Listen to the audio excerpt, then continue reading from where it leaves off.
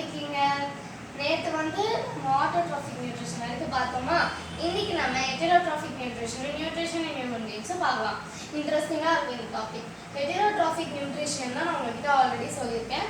Autotrophic நியூட்ரிஷனுக்கு அப்படியே opposite. Autotrophic nutrition make their own food. Heterotrophic nutrition they depend on autotrophs for their food அப்படின்னு நான் உங்ககிட்ட சொல்லியிருக்கேன். இதுல 3 டைப்ஸ் இருக்கு. Saprophytic, parasitic, holozoic. நம்ம முன்னாடி இதை பற்றி 8th படிச்சிருப்போம்னு நினைக்கிறேன். சாப்ரோஃபைட்டிக், பாராசைட்டிக் அண்ட் சிம்பியாட்டிக் அது மாதிரி நம்ம நிறைய படிச்சிருப்போம். அதெல்லாம் இப்போ இல்லை, இது 3 மட்டும் தான். ஓகேவா? சாப்ரோஃபைட்டிக் வந்துட்டு சாப்ரோஃபைட்டிக் நியூட்ரிஷனுக்கு best example micro organisms like fungi, mushrooms அதெல்லாம் நம்ம சொல்லலாம். இது வந்து they feed on dead organisms. They feed on dead organism. ஓகேவா? இது வந்துட்டு வெளியவே வந்து பிரேக் டவுன் பண்ணி உள்ள கன்சியூம் பண்ணிக்கும் ஃபுட். பட் பாராசைட்டிக் பார்த்தீங்கன்னா parasitic for example lies sticks இதெல்லாம் சொல்லலாம். நம்ம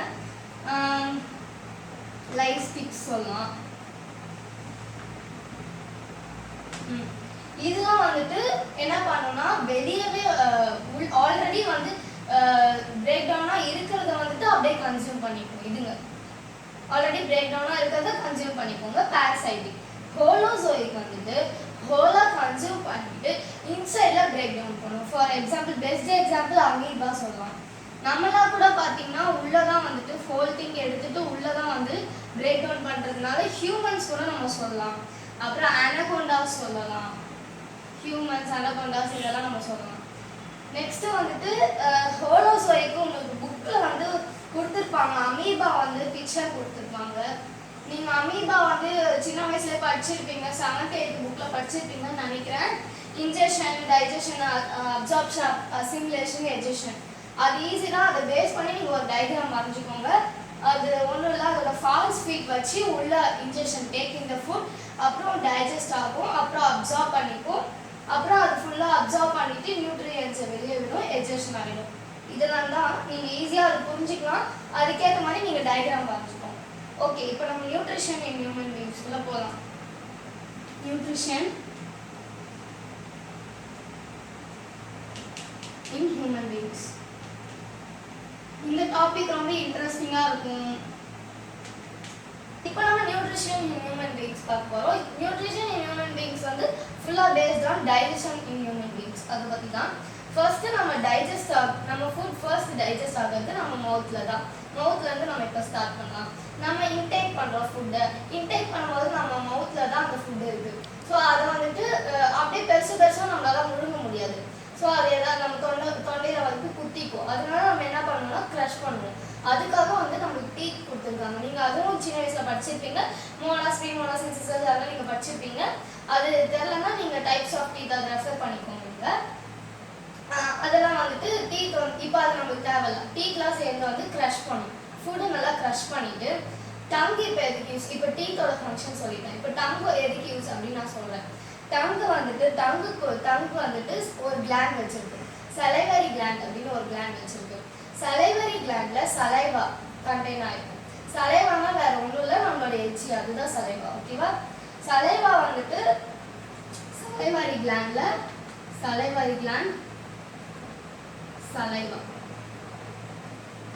Saliva secretes an enzyme called salivary amylase. Salivary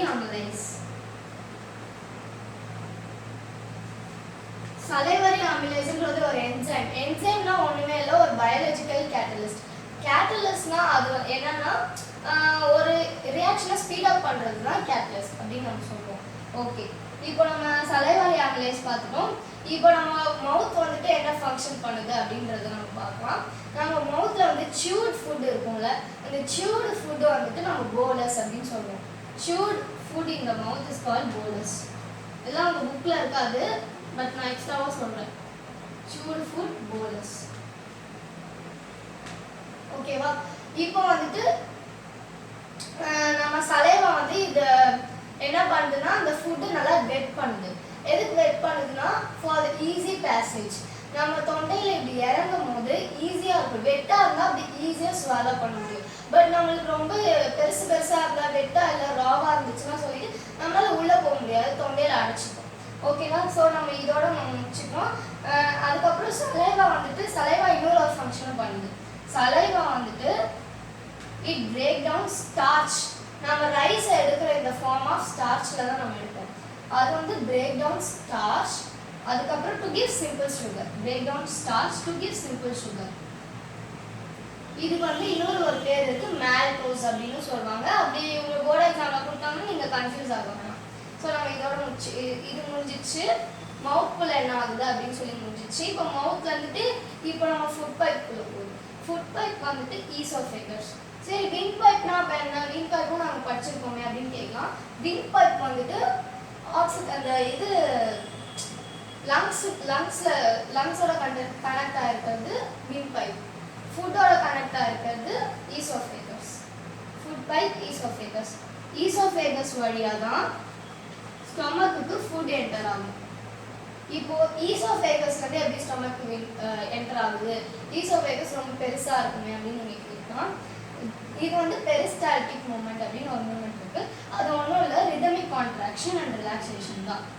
இப்போ வந்துட்டு இப்போ ஃபுட் இப்படி என்டர் ஆகுதுன்னா இப்படி கான்ட்ராக்ட் ஆகும். அப்போ இன்னும் கொஞ்சம் ஃபுட் உள்ள போகும். அப்போ ரிலாக்ஸ் ஆகும். இப்போ இன்னும் கொஞ்சம் ஃபுட் இந்த மாதிரி ரிலாக்ஸ் ஆகி கான்ட்ராக்ட் ஆகி உள்ள போயிட்டு அதுக்கப்புறம் ஸ்டொமக் உள்ள போகும். ஸோ இப்போ நம்ம ஸ்டொமக்ல என்ன டைஜஷன் அண்ட் ஸ்டொமக் வந்து மெயின்டைன் பண்றது கேஸ்ட்ரிக் கிளாண்ட்ஸ். என்னென்ன கிளாண்ட்ஸ் இருக்கு அப்படின்னு பார்க்கலாம்.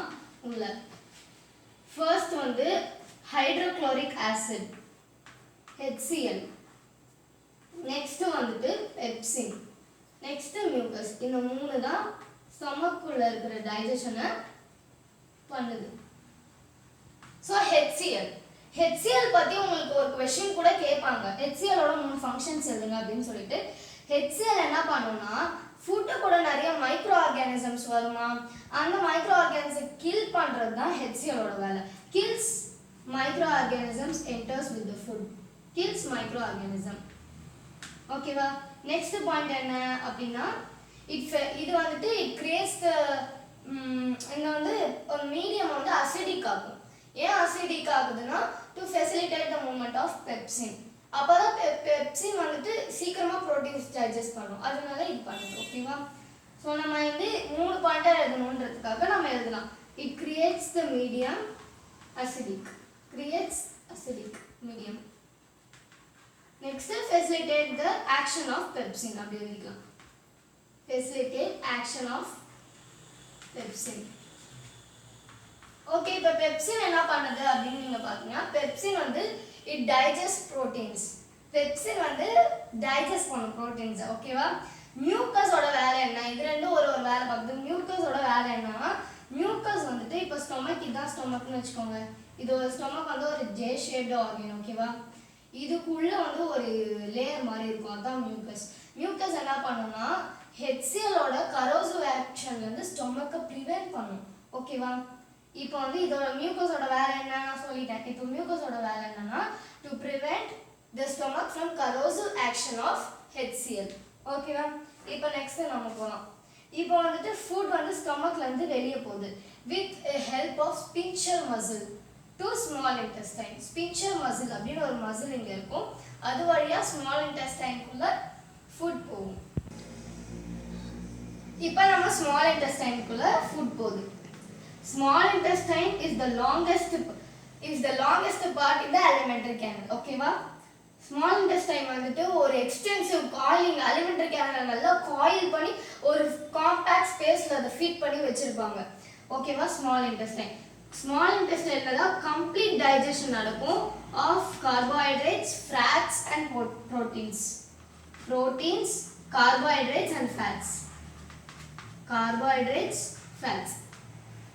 ஓகேவா? இப்போ வந்துட்டு என்ன பண்ணுதுன்னா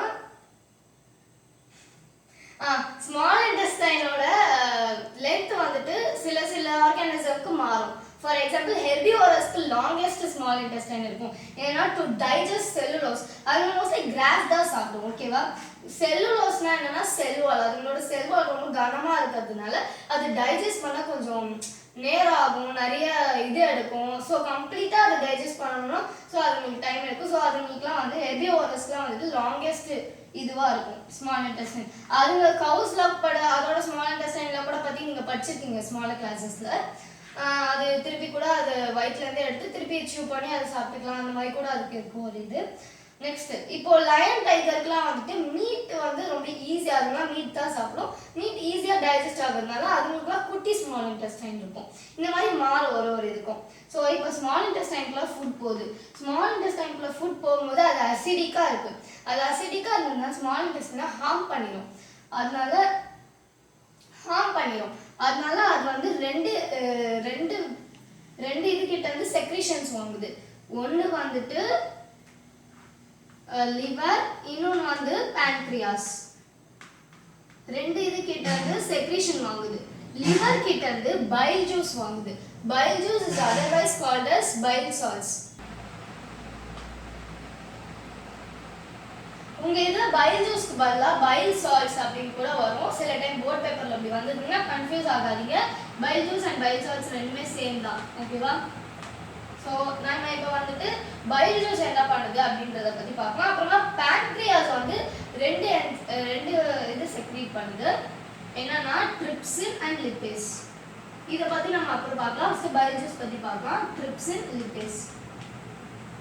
ஓகே, பைல் ஜூஸ் இப்போ வந்து நான் உங்ககிட்ட சொன்னல ஸ்மால் இன்டெஸ்டைனில் வரும்போது ஃபுட் வந்து அசிடிக்காக இருக்கும். அப்படி இருந்ததுன்னா வந்துட்டு ஸ்மால் இன்டெஸ்டைனை ஹார்ம் பண்ணும். அதால் ஸோ இந்த வேலையை தான் பைல் ஜூஸ் பார்க்குது. ஆல்கலைன் பண்ணும். File juice alkaline the food அந்த அசிடிக் மீடியமா ஆல்கலைன் மீடியமா மாற்றும். Convert it to alkaline medium. முடிஞ்சிருச்சா? இப்போ ஆல்கலைன் மீடியம் ஆக்குனதுக்கு அப்புறமா ஸ்மால் இன்டெஸ்டைனுக்குள்ள போயிடும். உங்களுக்கு நான் ஆல்ரெடி சொல்லியிருக்கேன் ஸ்மால் இன்டெஸ்டைனில் தான் கம்ப்ளீட் டைஜஷன் ஆகும் அப்படின்னு சொல்லிட்டு. ஸோ இது வரைக்கும் நம்ம ஃபேட்ஸ் பிரேக் டவுன் ஆகி பார்க்கவே இல்லை. இப்போ ஃபேட்ஸ் எப்படி பிரேக் டவுன் ஆகும்னா பைல் ஜூஸ் இன்னொரு வேலையை பண்ணுது. இட் பிரேக் டவுன் ஃபேட்ஸை பிரேக் டவுன் பண்ணும். இது வரைக்கும் ஃபேட்ஸ் பிரேக் டவுன் ஆகாமல் வந்ததுனால ரொம்ப பெரிய பெரிய லார்ஜ் குளோபியூல்ஸாக ஹியூஜ் அமௌண்ட்டில் இருக்கும். ஸோ அதெல்லாம் வந்துட்டு ஸ்மாலர் குளோபியூல்ஸாக மாற்றி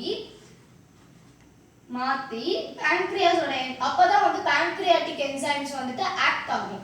ஈஸியாக இருக்கும் அப்போ தான் அது ஆக்ட் ஆகிறதுக்கு. ஸோ அதனால இது மாற்றுது, ஸ்மாலர் குளோபியூல்ஸாக மாற்றுது. ஓகேவா? ஓகே, இப்போ வந்துட்டு நம்ம பைல் ஜூஸ் பார்த்தாச்சு. லிவரோட செக்ரேஷன் பைல் ஜூஸ் பற்றி பார்த்தாச்சு. இப்போ நம்ம பேன்க்ரியாஸ் பற்றி பார்க்கலாம். பேன்க்ரியாஸ் வந்து ட்ரிப்சின், லிப்பேஸ் வந்து செக்ரீட் பண்ணுது அப்படின்னு சொன்னேன். ட்ரிப்சின் என்ன பண்ணுதுன்னா ப்ரோட்டீன்ஸ் டைஜஸ்ட் பண்ணும். உங்ககிட்ட நான் ஆல்ரெடி சொல்லியிருக்கேன். இதே மாதிரி பெப்சினும் டைஜஸ்ட் ப்ரோட்டீன்ஸ்.